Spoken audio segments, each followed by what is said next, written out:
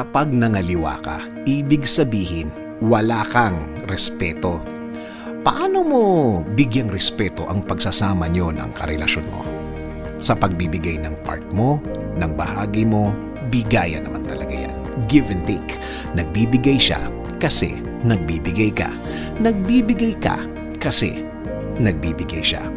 Kung kayo'y ikinasal, hindi lang kayo sa tao nangako, hindi lang kayo sa batas nangako.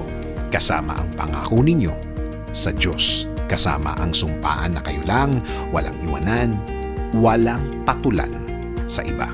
Kung pumatol ka sa iba, hindi ka kulang sa pagmamahal, kundi kulang ka sa respeto. Respeto sa pagsasama nyo na binuo nyo ng hindi sandaling oras, kundi mahabang panahon. Lahat yun, tinapon mo na lang ng ganon. Nang ganon-ganon lang. Huwag mong gawing dahilan na ang kulang ka sa pagmamahal dahil hindi ka kulang sa ganon. Tulad ng sabi ko, give and take yan. Bigayan. Kung wala ka nang ibinibigay o kaya binawasan mo ang ibinibigay mo, bakit ka mag-i-expect ng buo?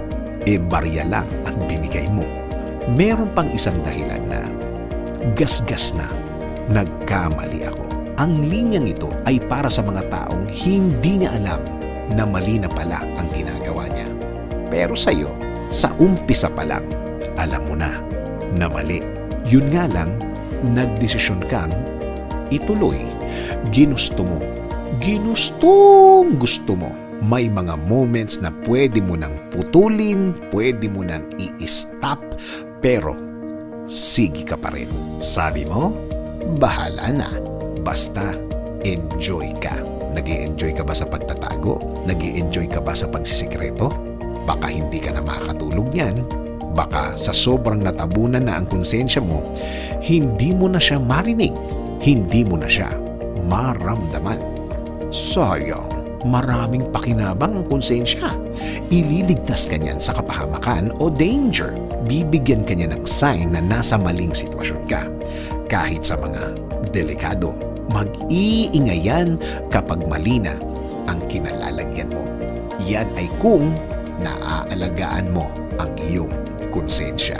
Malinaw mo pang maririnig, ililid ka niyan sa tama. Ililid ka niyan sa tahimik kung saan tama ang pamumuhay.